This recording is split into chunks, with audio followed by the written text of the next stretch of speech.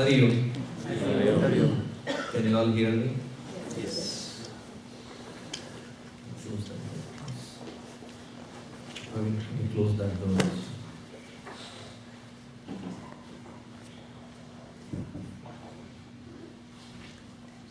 I thought usually a lot of chatter happens in the elementary.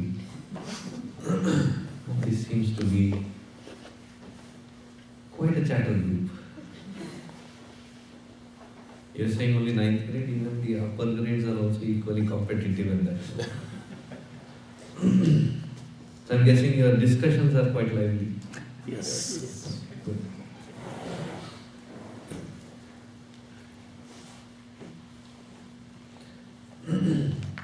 During the Navaratri, it is often a tradition to introduce the seekers to sadhana, some kind of spiritual process to uplift oneself. That is why even the dance teachers, music teachers, they try to teach something new on that particular day. And that is the day where we also give the Diksha. Diksha is some kind of a forum, some kind of a platform which is introducing spiritual unfoldment into the new seeker. And I don't know, for many years we have been doing this. I usually go to the classroom and talk to the students. But then last year I realized parents can also benefit from it. So since then I've been having this joint group wherein you will have both the parents and the students benefit. So these 9 days, these japa malas, which are specifically for the 9th graders, if you lose them, you don't get another one. So be careful with that. And it is not a fashion statement for you to be wearing it on your wrist or carrying it. Keep this at your altar. There is one more question that I want to ask to the 10th and up, but I will refrain from asking. Because there's sharp pain that I will feel after I hear the answer. I can protect myself by not asking. Do you guys by mistake do your japa?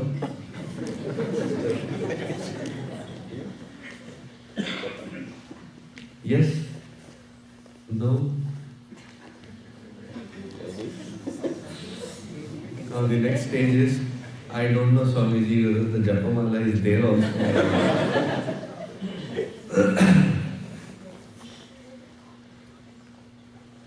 Not even one?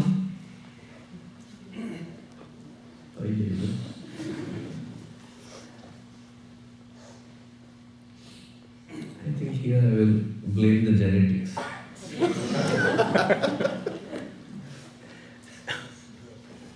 Believe me, I have taught that to the parents as well. And of these many, even if 1 or 2 hands go up, I would say yes. Bacche to bacche, baap re baap. Anyway, these japa malas have been sanctified in different tirtha kshetras in India. Definitely they have gone to the Dwadash Jyotirlinga, at least 14 different rivers. They have also travelled. There's an extra luggage for me when I go to Kailash, that I take it to Kailash Mansarovar, and they've been sanctified there as well. And these 9 days of Navaratri, they have been worshipped so that they benefit you when you start your sadhana. So keep them on your altar. So all the ninth graders first come and pick your japa mala. Then I'll introduce what this japa is about and why you should be practicing it. How many of you are ninth graders? Cool. One by one. Take it, do namaskar, and then go back. Thank you. Do namaskar properly. Bend down.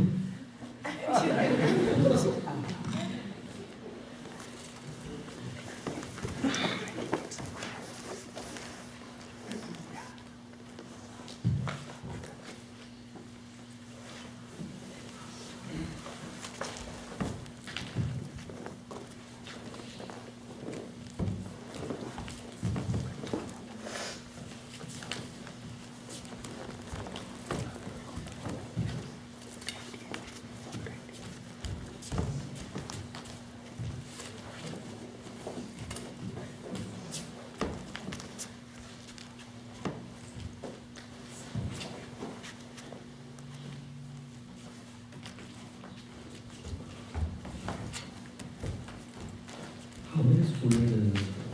Yeah, 30, but 20, 20, 20, 20. 20, 20.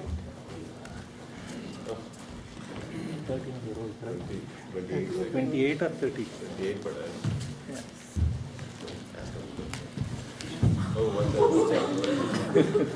On carefully.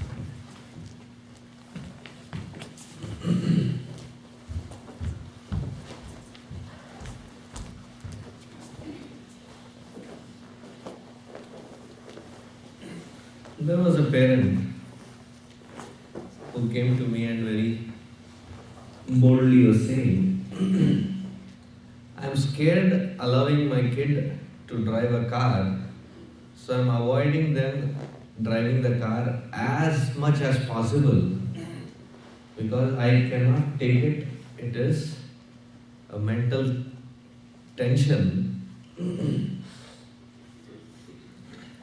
I told that parent, glad that you opened that topic.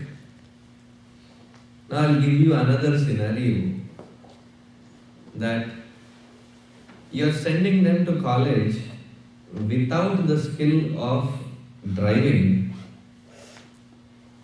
comparing to the mental pressure now and mental pressure later that they are experimenting and you are not there. Which one would you prefer as a better one? I said, okay, I'll definitely go home and immediately start. I said, why that change? It makes sense that before I release my kids into the world, onto the world, they should be equipped, skilled in that particular car driving.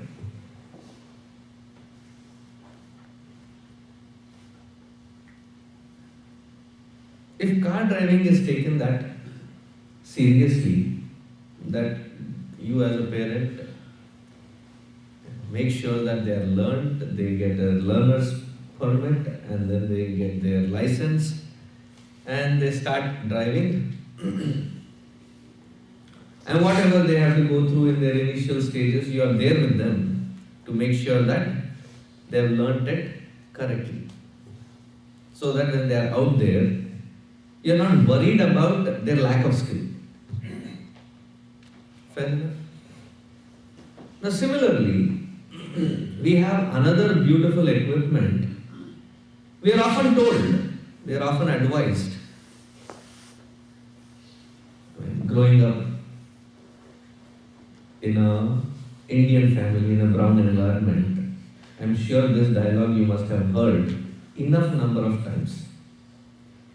Stop getting so distracted.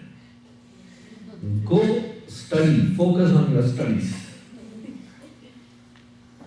Have you been told? I know your parents are also here. Just who your eyes.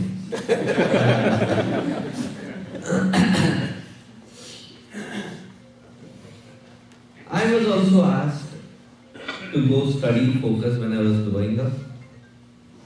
But then I turned around and asked my father that how to focus. Have you asked? We are often told go focus, but we are never taught how to focus.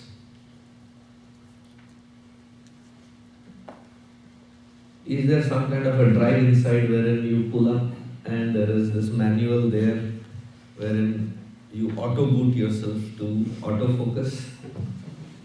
I don't think so, we come with that. It is something that has to be taught.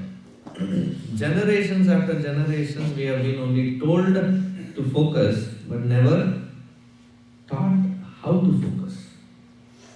It is when I went to the ashram for the brahmachari training. When this technique was taught, I benefited a lot from it. But that is when I thought this is what is required and it should be introduced at the right age. So we decided to have this be introduced at 9th grade. Though the result of it, as they say, you can take the horse to the where? To the water. Here, water is being brought to the horse. But still, on a serious note, asking all the 10th, 11th and 12th graders, can you raise your hands? Okay. How many of you have been introduced to this topic of japa? You have been, right? Last several years you have been there. You have been introduced. Were you given a japa mala? Say yes, no. Or you were not there that day? But they are not new faces, they have been there.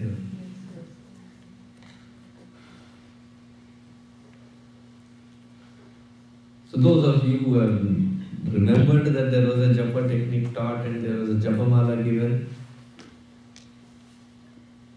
do you practice it? If you say yes, please raise your hand. I'll feel happy for a change.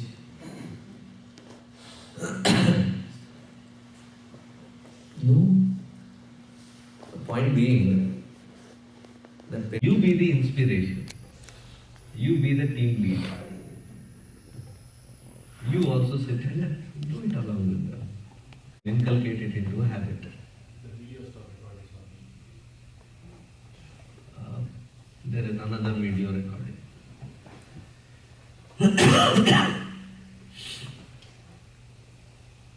So now coming into this, mind that we have is a very, very beautiful instrument that we have been blessed with. When we read through the scriptures, it tells very clearly that the mind as an equipment that has been given to us, we have been blessed by, is actually made, is actually created with the purest of the 5 elements. Panchatattvanam satvikamshat antakaranam sambhutam. From the sattvic, the purest of the 5 elements, this comes in Tattva Bodha. Purest of the 5 elements, this mind has been created. If the mind is being created by the purest of the elements, shouldn't it be pure? What is our experience? It is one of the most chaotic things that we have. If it gets restless, if it gets agitated, if it gets frustrated, most of the times We might know the reason why it is getting agitated and restless, but there are those scary times wherein we don't even know why it is agitated or why it is feeling what it is feeling. And that is when we call it out and say, I think I have a problem with my mind. Mind is not a great equipment. But mind is a very beautiful equipment that has been given to us. What is a mind? 11th and 12th graders should be able to define it for me. Are you going through self-unfoldment? Yes, no. You should have been. You would come across a definition that mind is flow of thoughts. What is mind? Mind is continuous flow of thoughts. The one state wherein the continuous flow stops, we call it as deep sleep, where there is no more thought movement. Your mind stops. But the rest of the time, the mind, meaning it is continuously flowing. Different kinds of thoughts, different kinds of themes that it entertains. Don't mistake this mind to be the brain, but brain is nothing but a hardware and mind is the faculty or the software with which the system runs. Mind also does another beautiful aspect, that all the data that we are receiving through the 5 organs of perception,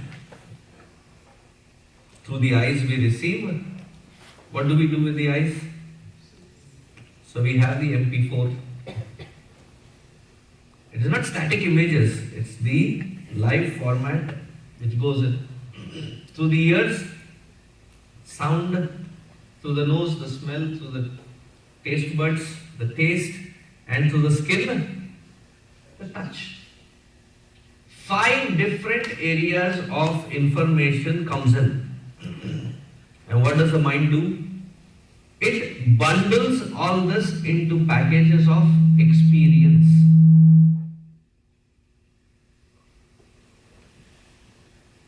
It bundles all of this into packages of experience.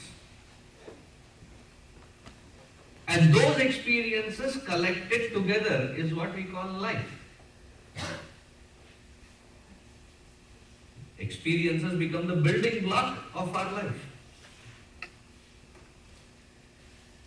What will happen if there is a wall that is being built and the bricks that are used are not baked properly? Even if there is 1 or 2 bricks which are not baked properly, the entire wall can collapse. Now imagine a life wherein all these bricks are being placed where there is hardly any baking being done. So mind is a very important tool and it does awesome job. But the tricky part of this mind is there are those moments wherein things that are not in our control, which are our emotions, feelings, that take or that overrides the system. And many have seen even warned, don't do that. If I get angry, things will not be in proper shape. Don't push me to that level. What will happen when you get pushed to that level? Things go beyond control. If it is my equipment, should it not be under my control that I can use it when I want it, in whatever field I want it, how I want to use it? It is my equipment. If I am driving a car and I want to turn it right and it turns left,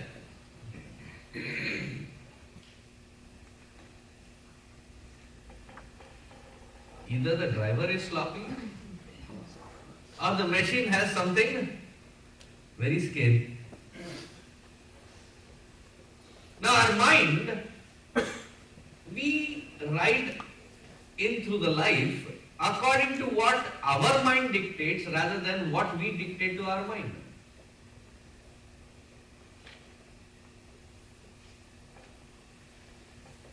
We dance according to the tunes of what the mind is entertaining.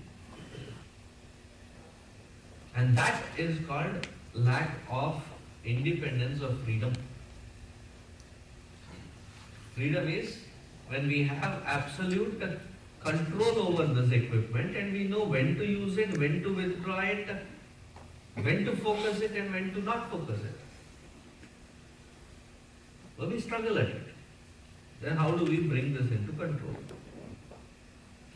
Mind as such being very abstract, gaining control over it directly becomes difficult.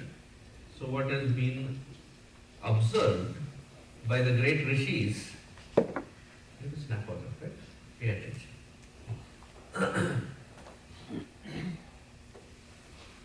So mind as such being very abstract, it is not easy to gain control. So what has been observed? That this mind has a very intimate relationship with our own breathing pattern. When our mind is quiet, how is our breathing?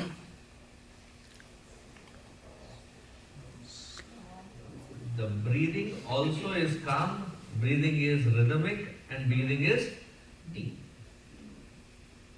Deep, rhythmic, calm breathing pattern. When my mind is agitated, how is the breathing? When you go home, experiment. That shouldn't be that difficult. Agitate somebody in the family and observe closely how they breathe. Praveen, can you hold?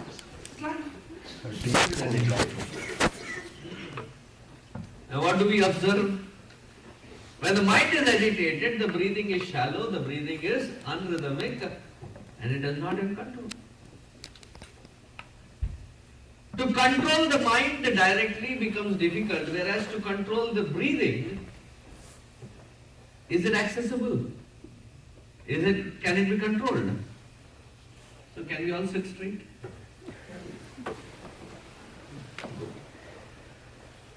Breathe in. Hold it inside. Breathe out.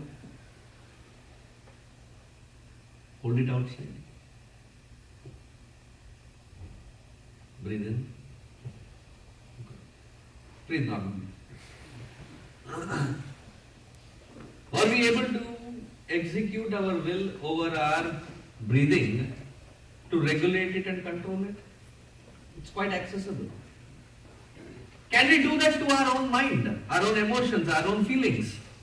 When they erupt, it is like a volcano, it's like a tsunami. It's only way later that it subsides, then I realize, oh boy, that was a bad ride.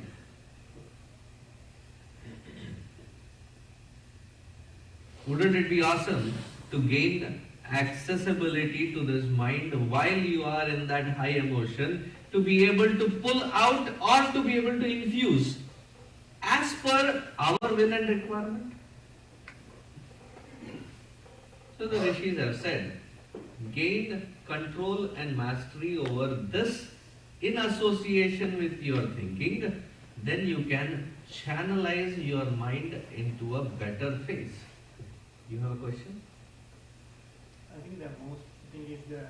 Little louder, please. I think most of the time for us, mind is you are the mind. You can see a mind as a separate entity. That is the reason, we cannot have much more control or whatever you want to say, because you feel that you are the mind. Mind is not something different other than you. Instead of starting from that concept, when this is introduced, then what you end up experiencing as your own personal experience is that you start seeing yourself as something other than the mind that can have an accessible control over the mind. Otherwise it will be an abstract topic. Point is there.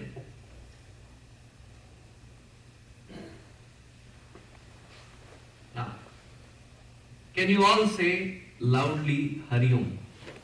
Hari Om. Parents, don't say a word. Only the students hear. Loud. Hari Om. And your whispering to each other was louder than that. 1, 2, 3, start. Hari Om. Louder than that. Hari Om. I'll live with it. Now the experiment actually is, while breathing in, say with that same clarity Hari Om.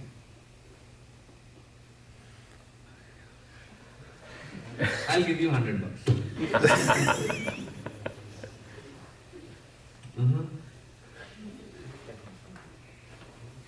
Yes, you can force yourself to say, but it is not with the same clarity. Hari Om, how are you? You can, but it's not with the same clarity, because the natural way that with which the voice box functions, larynx functions, is when the air is gushing out, making cognizable sounds. That is the most natural way of its functioning. Now when you want to snap out of a thought, snap out of a feeling, snap out of a running, bizarre restlessness, it becomes very difficult. But then when you associate it with breathing, and when you regulate your breathing, what happens to your thinking? It automatically gets regulated as well. How many of you have started driving? I mean, you drive people crazy, that's a different issue. Cars. How many of you have started driving it? All 11th and 12th should raise their hand. Otherwise, parents, please allow them. You have driven on highways, freeways? Cool. When there are a bunch of 25-30 cars on a freeway which are going exact dot the speed limit that is prescribed, what does it show?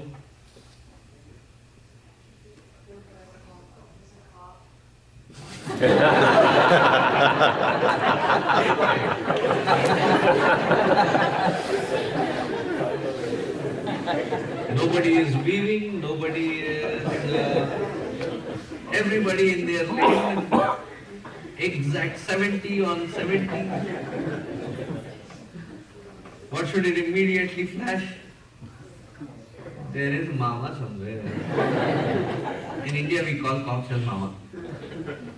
So there is cop somewhere. As soon as we become aware of the breath, what happens to the thought pattern? The rapidity with which it is running around is stopped. It slows down. Slow mind is not considered as a dull mind. When the thoughts slow down, it is not considered as a dull mind.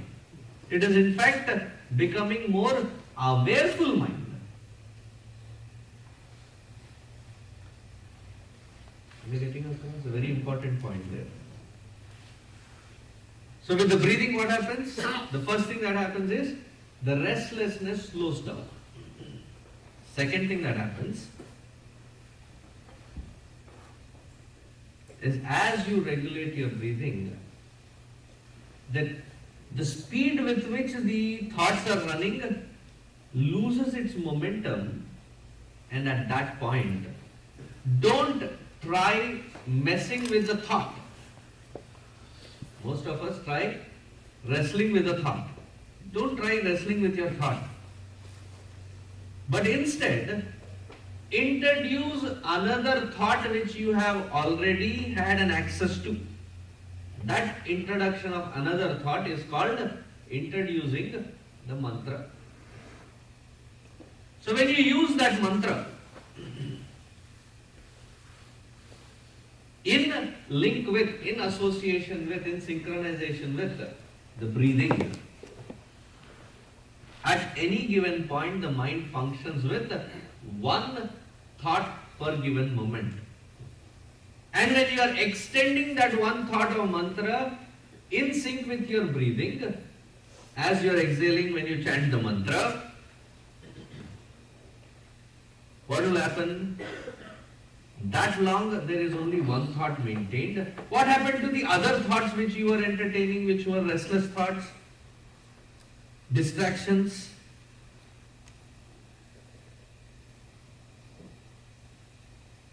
All those other thoughts you snap out of.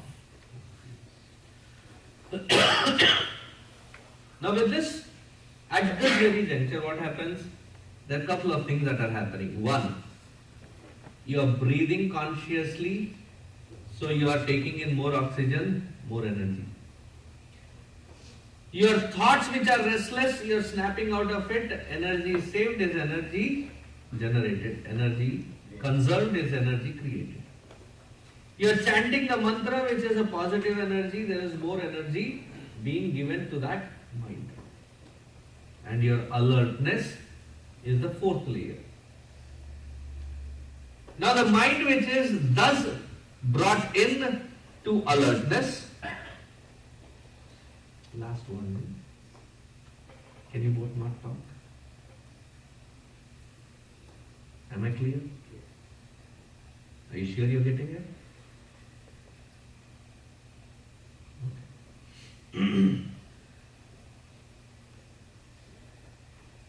So this mind now which has gotten this 4 layers of positive energy, it has snapped out of this rut of restlessness. That energized mind, now you use it in the direction that you want it applied. That capacity to do so is called applying focus to it. Whether it is in your education, whether it is in the field of sports, whether it is whatever. The same step is used to take the mind to the higher levels of meditation as well. But this becomes the initial first step.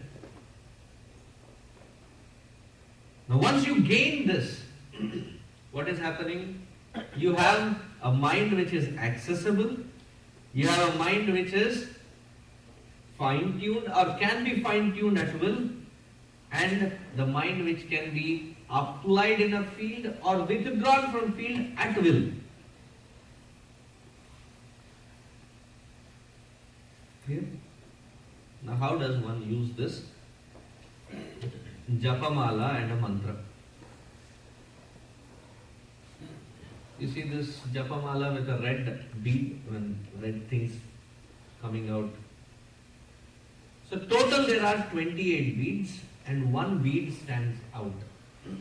That bead which stands out is called Meru. These beads are called Rudraksha. These are specially grown in only certain parts of this world. I think Thailand, Nepal are the most congenial environments for it to grow. The rest of the places it grows, but the tree grows, but it doesn't flower to give out seeds and it is not productive. It's a very rare thing. These beads have different phases to it, and the ones that these are commonly you get it in the market is called Panchamukhi, 5 phases, 5 sides to it. You have all the way from Ekamukhi, which is 1 phase, to about 15 sides to it. One bead can have 15 sides. But these are Panchamukhi. So how do you hold it? Can you make a peace sign? All of you? Right? Now take this mala and put it here, inside that loop. Right? This finger in Sanskritam is called Tarjayati Paran Iti. That which is constantly busy pointing at others. You. Therefore, it is often symbolically representing the ego that we are. So in this process of meditation, or in this process of japa, we put the ego aside. So this finger is consciously kept straight and away. So the rest of the hand, the bead, the mala is held between these three fingers. And with your middle finger, what do? You breathe in. As you are breathing out, you chant the name, and after you have chanted the name, you move the bead once. Inwardly towards yourself. Get the generic concept, the teachers will fine-tune it to you. You move it inwardly. Supposing I am saying, I am breathing in, and as I am breathing out, I don't need to breathe out. As I am chanting the name, the breathing happens. So I am chanting, say for example, Om Namah Shivaya. Then what do I do with the bead? I move one bead inward. Om Namah Shivaya. I move the bead again inward. How many beads are there? 28. But the one that is standing out, you don't cross it. You start from it and end at it. So you have 27. To do this 27, it takes not more than in sync with your breath. Because many times when people are doing japa, it feels like they are on some marathon. Because they have a huge count and they have to finish that count, and it almost sounds like this. Om Namah Shivaya, Om Namah Shivaya, Om Namah Shivaya, Om Namah Shivaya, Om Namah Shivaya. What are you doing? You all go to the temples? The priest is also chanting. You know, when you go for the archana, when the priest is chanting, it's a very peculiar sound that you hear. You hear Om and Namaha in between, everything else is French. Do you know why I call it French? Because French also, they write too many syllables and swallow a lot. Does anybody take French here? Not a single fellow. Everybody takes Spanish? No? Anybody who knows French? And this spelling you must know. Rendezvous. How do you pronounce it? How do you spell it?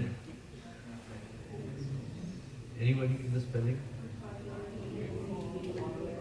R? Z. V-O-U-S. There are so many syllables in there, but rendezvous. It is not rendezvous. Rendezvous. BLVD. You write it, it is boulevard. How do you pronounce it? The French, they say boulevard. What happened to the rest of them? Either the Sanskrit priests have written that, or the French have become Sanskrit priests. What do they do? Om Nyanam, Om Nyanam, Om Nyanam, Om Nyanam, Om Nyanam. What happened in between? Probably when they said Swaha, they thought they meant Swaha of these words. So that is not called proper way of chanting or japa. So can we practice it? Can you all sit straight? Close your eyes and follow my instructions. How do you hold this mala? I've already taught. So you can hold that in your lap and sit straight. I think I have to keep instructing. Sit straight. Sit straight looks like this, wherein your head, neck and back are in straight line, your shoulders are relaxed. Sitting straight is not, this is not sitting straight. This is definitely not sitting straight. So relax your shoulders, sit straight, chest up, and then close your eyes. Gently so that the outside light doesn't disturb you. You are not sitting straight. This is not sitting straight. Close your eyes. Breathe in very slowly and breathe out very slowly. And make sure you are breathing through your nostrils only. Breathe in very, very gently. You are regulating your breath to the slowest possible inhalation-exhalation cycle. Just breathe in and breathe out.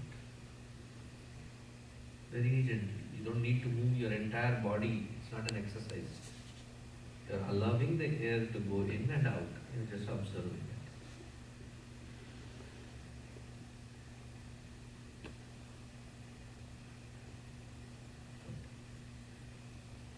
Now in the next step, you breathe in, and as you are breathing out, just as a gentle whisper, you chant Om Namah Shivaya along with it. So breathe in. As you are breathing out, Om Namah Shivaya. Breathe in again.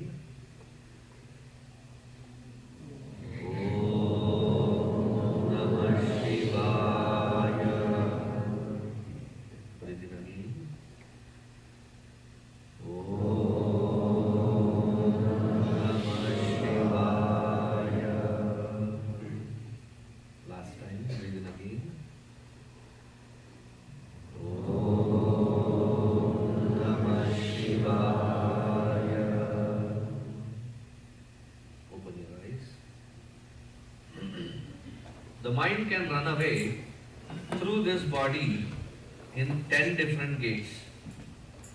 By sitting in a straight posture, what are you doing, and closing your eyes, the maximum possible gates through which this mind can run out, you are containing that mind, you are focusing on your breath. When you are regulating your breath through the slow inhalation and exhalation process, make sure that you maintain at least a cycle of 11 times. By the 11th time, you yourself will experience that the mind has become calmer. Then, from the 12th time onwards, what do? You are sitting straight, breathing in consciously and repeating the mantra while rotating the japa mala.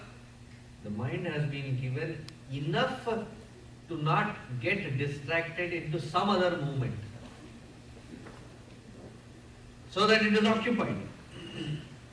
Now this occupied mind with constant repetition of this mantra,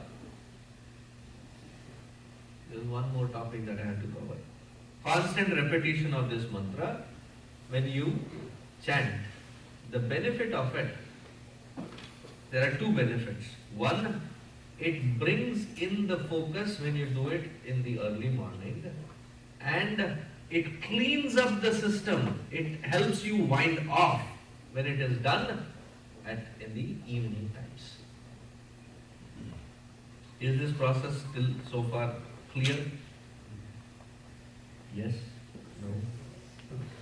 I want a yes from there. An emphatic yes from there.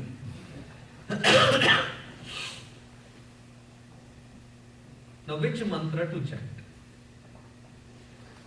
Now, all the 9th graders, please raise your hand so that I know exactly. 1, 2, all the ninth graders, I want you to close your eyes, think of God, and tell me the top 3 that comes into your mind. Clear? Start. Close your eyes. Think of the concept of God and what are the top 3 that comes in your mind. Then I'll pick one of them and give you a mantra that which you can chant. Teachers can jot it down so that you can write it down. If you have already fixed your 3, you can open your eyes.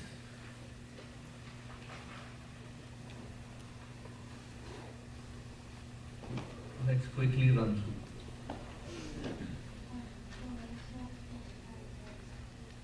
Ganesha, Krishna, Saraswati. The Ganesha mantra that you will be chanting is Om, can you repeat? Gam, Ganapataye, Namaha. Say it together.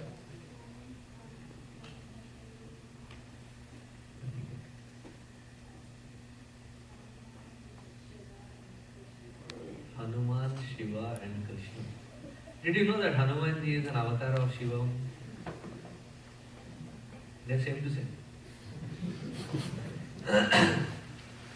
So the Hanuman mantra will be Om, louder, Ham, Hanumate, Namaha.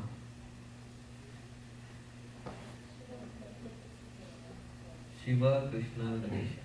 So Shiva mantra, we have done that. What is your mantra? Om Namah Shivaya. And don't write Om Namo Shivaya, because I hear many professional singers in their CDs and cassettes, they chant it as Om Namo Shivaya. When you chant it as Om Namo Shivaya, what you are ending up chanting is, when you break the word, it becomes Om Namaha Ashivaya. I worship, salute and invoke that which is inauspicious in my life. The meaning is completely changed. So what is it? Om Namah Shivaya. Krishna, Shiva and Ganesha. So the Krishna mantra will be, can you repeat? Om, louder. Clean, not clean, clean, Krishnaya Namaha.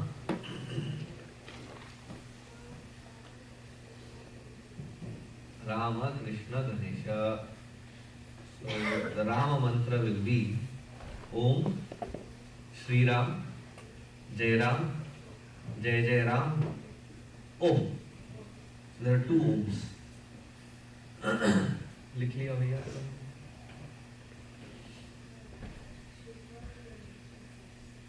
So what is the Shiva mantra? Om Namah Shivaya.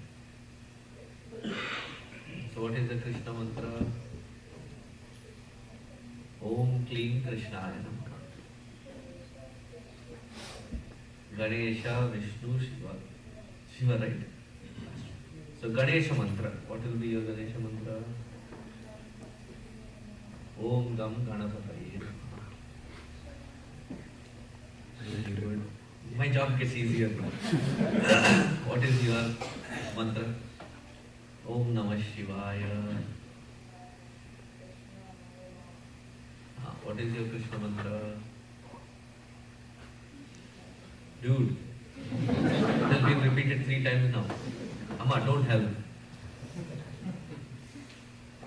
I caught him. Om, clean, louder. Krishnaya Namaha.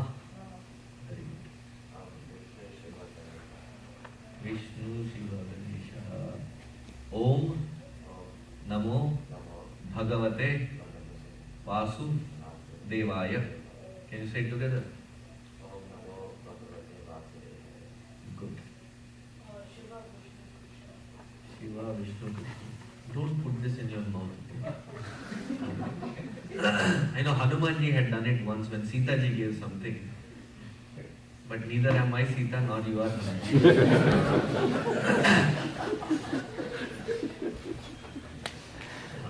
say your Om Namah Shivaya. Very good. Karthik? Karthik has to be father only. So what is Shiva mantra? Om Namah Shivaya. What is your mantra? Om Namah Shivaya.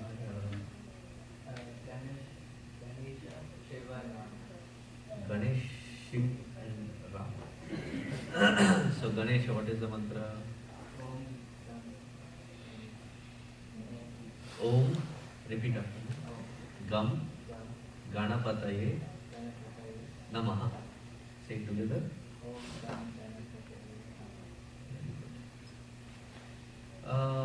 I think we covered. And those of you who did not get this opportunity last year when you were supposed to have gotten it, I'm guessing you don't have a mantra to chant. Do you want? Yes, no?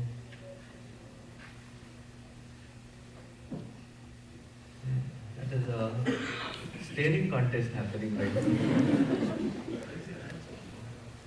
How many of you did not go through this process last year? Everybody went through? So you have a japamala? So you are chanting? You are new? So what is your 3 forms of God then? Ganesha, Shiva and Rama. So what will be your Ganesha mantra? Om Gam Ganapati.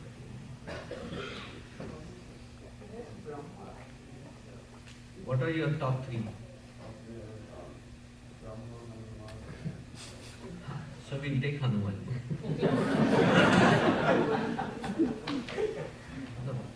That's why I asked top 3. So when there was some who said Brahma, Parashuram and Hanuman. I said, okay, let's settle down with Hanuman.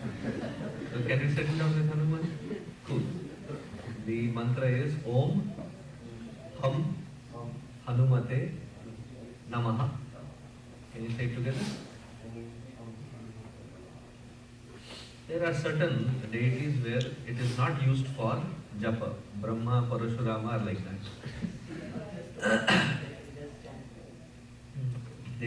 Brahma is not a upasa deva. Therefore, I ask for 3 and then I pick one for them. So we will conclude. I hope you are not taking the inspiration from your seniors and you can outbeat them. Can you include this as the first 5 minutes every Sunday? Teachers, can you have it every Sunday with teachers, can you have it every Sunday?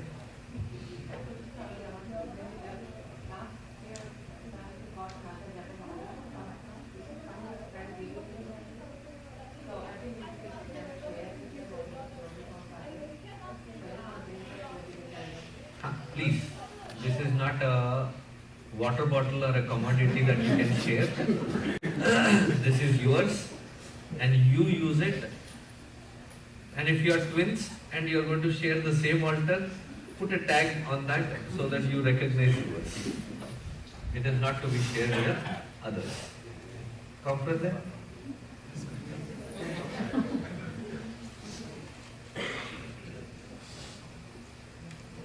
Om Shanta Shanta Shanti Hari Om Shri Gurubhyo Namah. Hari Om. Before I finish, you had raised a hand, right? Oh, I just wanted to clarify, 27, not 28, and just 27 times 4 will be 108. If you want to do 108, you repeat that mala 4 times. But don't cross. Don't cross. So go back. So supposing you have come to the last 27th one and the 28th one is the tall one which is standing. Then you hold it in these 3 fingers like this, twist it around then the 27th one becomes your first one. So like that you flip and chant it 4 times. Or get yourself a 108 bead and you do a non-twisting japa 1 time done.